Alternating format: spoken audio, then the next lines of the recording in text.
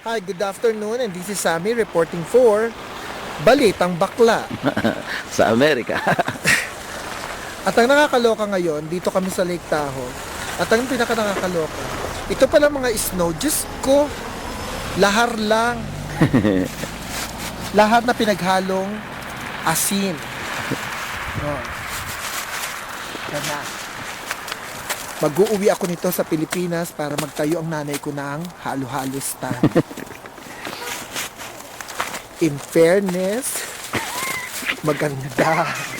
At sabi ng mga bakla, dapat daw didilaan ang snow for good luck. Ano? Didilaan ang snow for good luck. Nga. Ice candy na ito. Oo. Ganda.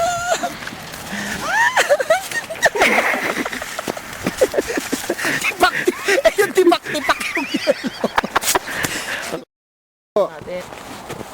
Ayan. Oh, ang ganda, di ba? And this... Ay, alam mo, Glenda. Dapat si Glenda Heckman nandito para magmukha siyang bear.